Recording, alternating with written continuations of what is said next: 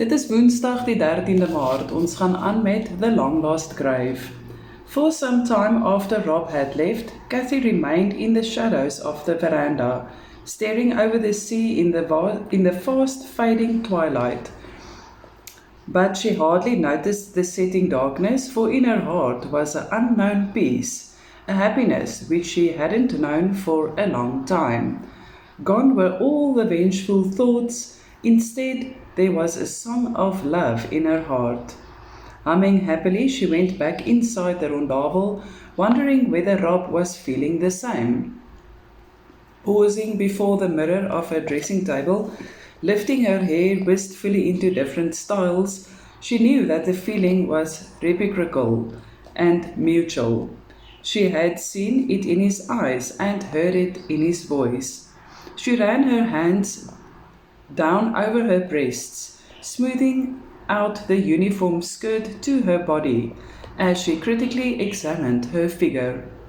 She was tall, unusually so, her legs long and firm, her stomach flat with only the slightest bulge which wasn't visible under her clothes.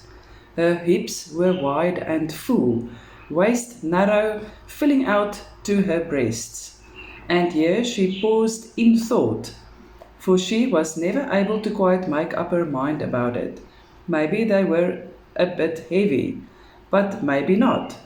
Not that it was unattractive, it's just that she was not sure whether she liked it so much. Yet, looking at her body as a whole, there was nothing offending. Quite the opposite. It was very pleasing to the eye.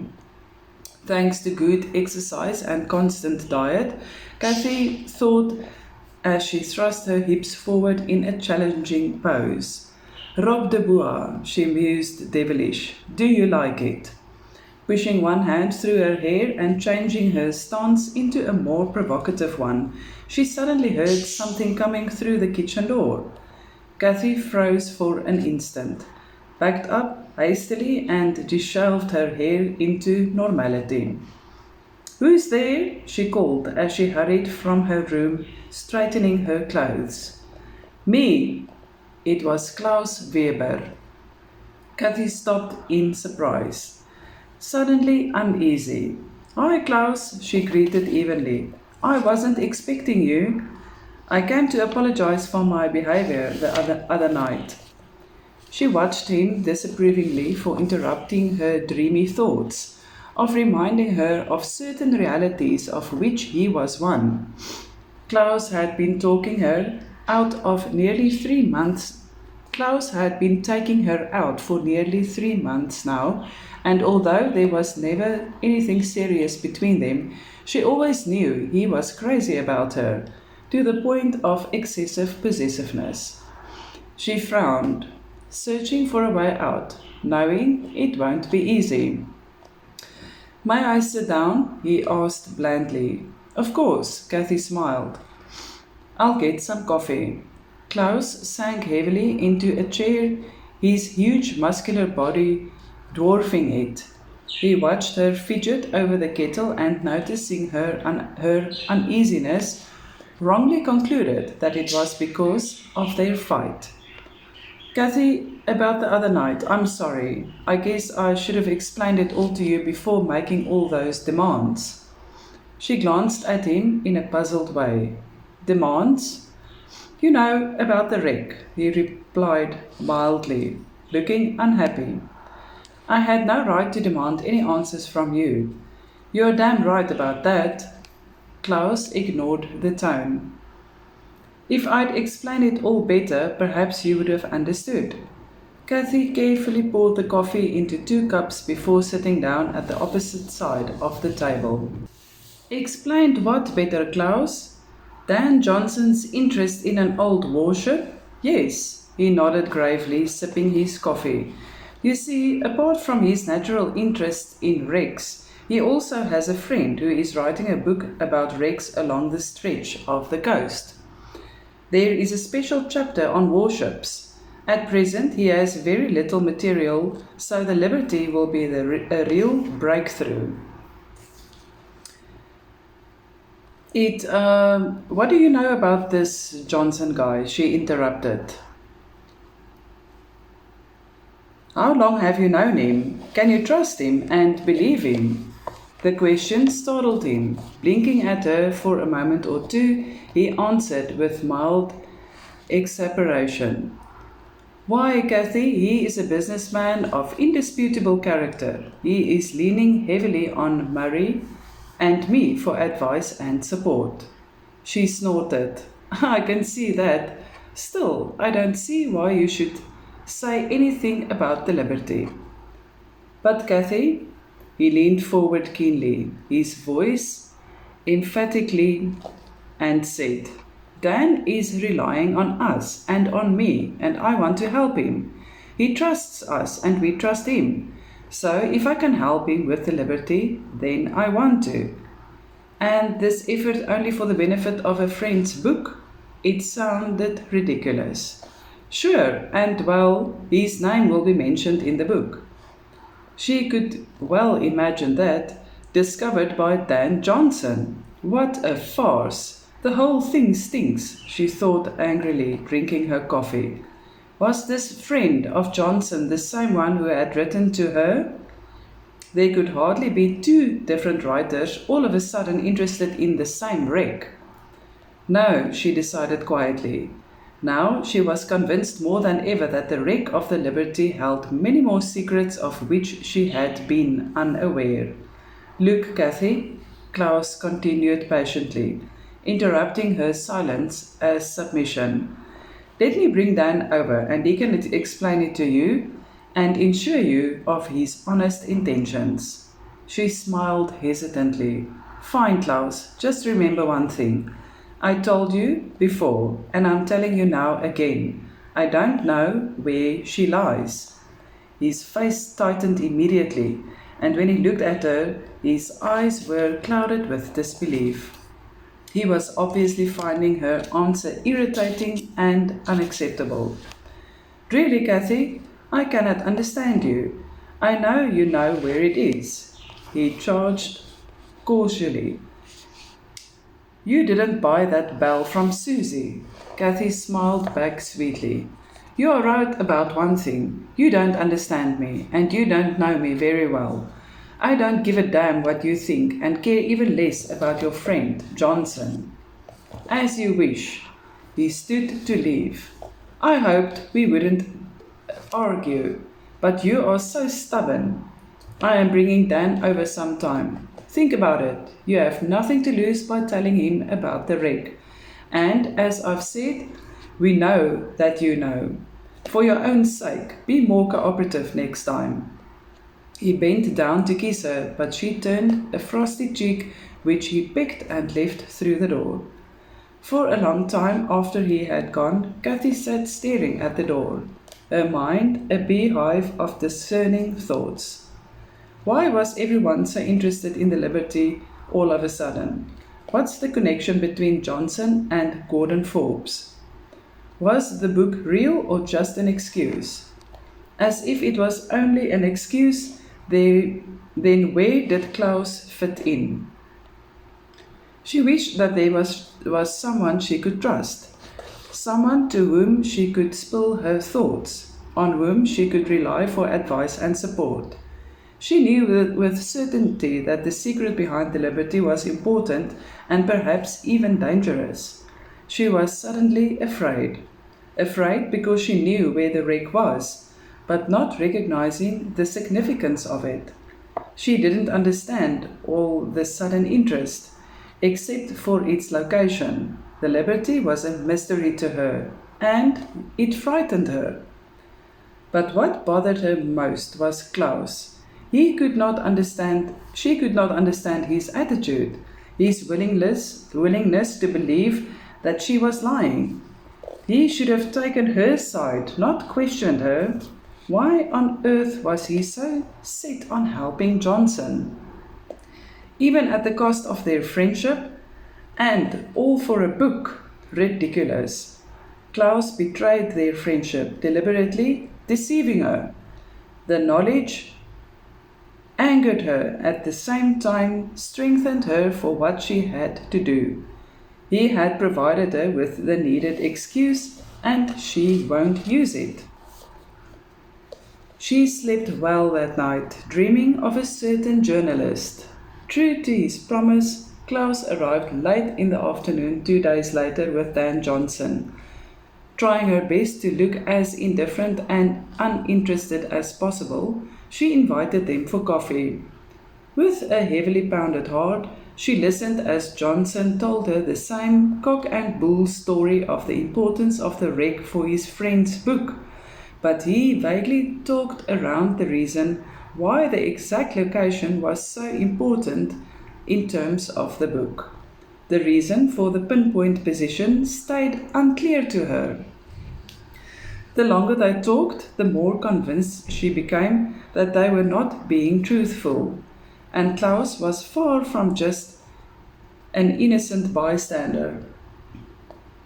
It was as if the location of the wreck had become an obsession with him, as his tactless approach clearly proved to her. She maintained that the position was unknown to her, that they were wasting their time. This invincible attitude infuriated the two men, annoying them as they tried to trick and persuade her into passing the knowledge. And all the while she thought of Klaus's betrayal of her trust and confidence with growing contempt. Until at last it became too much. Kathy asked them to leave, still strongly denying any knowledge of the liberty, and the two men, flustered and upset, stomped equally furious from the rondavels. Casually coming along the road, dressed in PT shorts and a faded T-shirt, Rob de Boer was on his way back from the cafe. After another tiring and fruitless day in the water, he was contemplating a new method of search as he walked. Passing behind Kathy's rondavel, he was just thinking of her when he heard the angry voices of the men with her defiant replies. Alarmed, Rob approached cautiously, peering through the branches of a bush. Standing in front of the rondavel was Kathy, looking gravely unhappy. A Mercedes-Benz was parked close by with two bulky men standing next to it, both very obviously annoyed. "And leave me alone in the future," came Kathy's voice. "I do not." "You do," the big fellow snarled back. "You know where it is. I know all about your letter to the library." So that was it, Kathy thought. "I don't know about any letter, Klaus," she retorted. "Now please leave. I don't want to listen to you anymore, and keep your damn threats to yourself." Dan Johnson pointed a finger at her. "Listen, lady, you are being very stupid. Take my advice." His voice was menacing. "And change your attitude, soon, or you might get seriously hurt." Rob de Boer stepped into the open. "Why not try someone your own size?" he asked simply, his voice carrying loud and clear. "Or are you the type who can only fight women?" They wheeled around, apprehension on their faces. No one had noticed him earlier, and by the stunned expression on their faces, he knew that he had caught them by surprise. Kathy's face registered relief, at the same time trying to warn him. "Who the hell are you?" Klaus demanded harshly. "Get going, fella. You have nothing to do here." "Says who?" Rob stood a few paces off, feet apart. Taking a last draw on his cigarette, he looked at the butt ruefully before grinding it out with his bare foot. Then, blowing the smoke contemptuously in their direction, he calmly said, "The lady asked you to go, didn't she? So, why are you still around?" They stared at him, suddenly cautious, baffled by the undaunted attitude and his cool casualness. Both Klaus and Johnson were big, strong men, and they found it hard to believe that anyone would so deliberately draw them out. Klaus was a man of many successful bouts and vastly proud of his fighting skills. Always ready and keen to prove it, he now glowered at the new object of irritation. Get out of here, this is not your business. I will break. You can stay, Kathy spoke out sharply. You must go now. I want no more of your insolence here, and if you start any more trouble, I will have you arrested. Now, please, leave the park. Her words seemed to reach him, for Klaus hesitated, glaring from Rob to Kathy and back. Rob grinned. You heard the lady. Okay, Kathy, if this is how you want it to be, so be it. Klaus turned to Rob. We will meet again, mister, and then there will be no woman to protect you. Rob smiled thinly. I hope it's soon. Now please respect the ranger's wishes and go. They glared at each other a moment longer, then Klaus got into the car. What did you say your name was? I didn't say, but it's Rob de Boer. And he saw the name registering on the big man's face, almost startling them.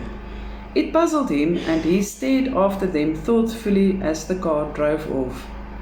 They were obviously no nature lovers, so it was highly unlikely that they could have known his name from his articles.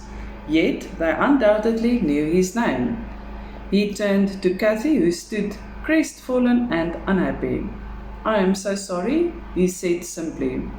No, Kathy, what was that all about? She bit her lip, shrugged, and looked so dismayed that Rob quickly crossed to her, noticing the beginning of tears in her eyes.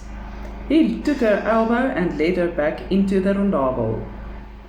What you need is a drink, Kathy nodded feebly, fumbling with her handkerchief, dabbing away the tears. It's okay, he continued. It's all right now.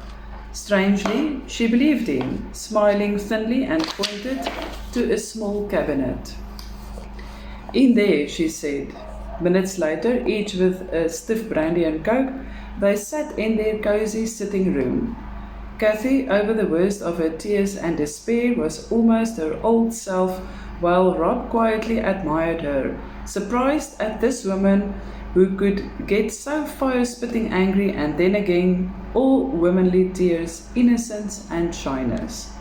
I am sorry, she apologized, for being such a baby and for the trouble out there. And thank you for helping me. My pleasure, Rob shrugged, sipping his drink. Maybe you want to talk about it? It's all so silly, I don't know, she sighed.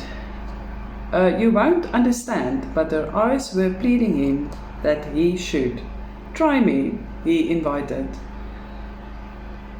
I may be a son of a bitch, but right now I am on your side and perhaps I can help you.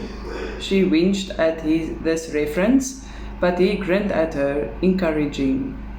Okay, she said, I will tell you. Klaus, that's the one you argued with, is supposed to be my boyfriend, and it came boiling out.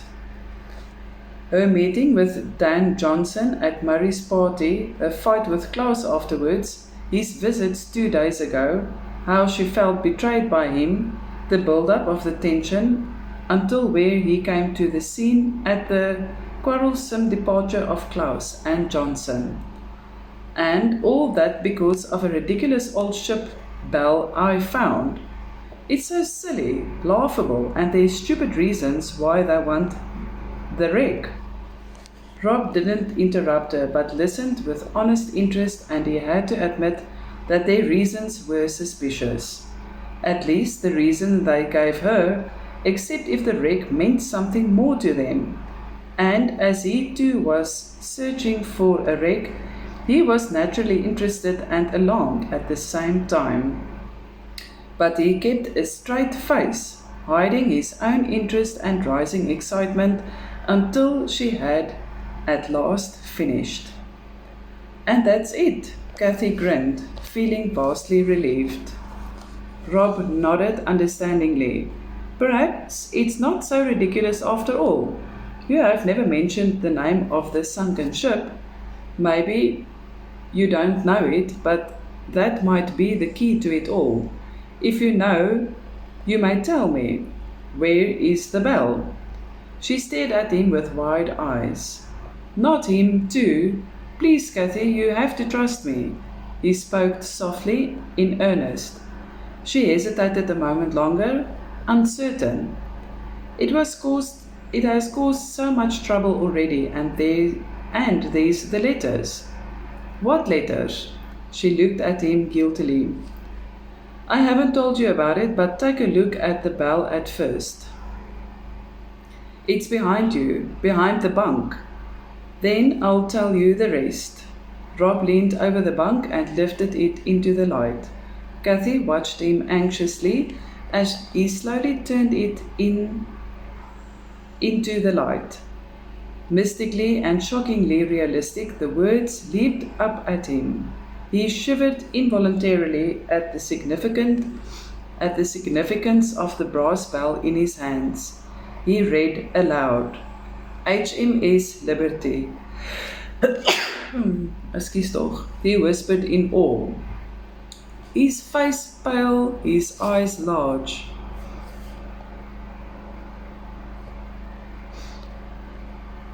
Oh my, Cathy! She stared stunned at him, not understanding. What? What is it? And pleadingly, please tell me, Rob, everything. Everyone knows except me. And without realizing it, she stumbled to him, tugging at his arm. What's so important about it, Rob? He sank down into the bunk, feeling both weak and exhilarated at the same time, for suddenly many things were clear to him. But most of all, it might mean the end of their search. He stared at the anxious girl tugging on his arm. You know where it is? He stammered, and she nodded vehemently. But I haven't told anyone. But no, he pressed a finger over her lips. Don't even tell me, not yet. This is serious, very serious. He stood up. Come with me, he ordered and took her hand. There is something you should know before telling me. Still staring uncomprehendingly, clinging to his hand, she followed him out into the dark night. But she didn't query him as they followed the road at a brisk pace, feeling strangely secure with his strong hand clamped over hers. Herbie had lit the gas lamps and was sitting on the camp chair beside a cheerfully burning fire when they burst into camp, still holding hands. Hey, Rob, he called. Where have you been? Thought you've gone calling. He broke off when he saw them. Close your mouth, Rob grunted. And as he realized that he was still holding Cathy's hand, and bring 3 very strong brandies to the tent. While Herbie was still too astonished to respond, Rob grabbed a lamp and marched through to his room with Cathy following on his heels. Placing the lamp on the small table, he smiled with a sudden boyish embarrassment as he waved her into the only chair. See, she didn't object, his unexplained behavior still strange to her, and she sat down quietly. Everything had happened so fast. Since he'd seen the bell, there was no time to object. Not that she actually wanted to. Her instinct warned her that the Liberty secret was about to be uncovered, and she was anxious to know about it. Rob pulled the old steel trunk into the light and sat next to it. For brief moments, they watched one another shyly, all of a sudden feeling awkward about their mutual behavior. But the episode had also brought them closer together, maybe even more than either of them would admit. Cathy, he grinned. I'm sorry for dragging you away like that, but this thing is really serious and important. Even more so now that those others have been around. I don't mind at all, as long as you tell me the truth. Well, you judge for yourself, he sullenly replied as Herbie came through the tent fly with 3 tall glasses. Ek gaan tot hier lees vanaand, dis 'n bietjie korter as die vorige kere. met alles wat nou hier gelyk gebeur. Ek kan nie ophou nuus nie en die krag is af en ja, ek dink dit sal net beter wees as ek môre verder lees. Jy moet 'n mooi aand hê. Dankie vir jou ondersteuning dat jy like, subscribe, share en die bel button druk.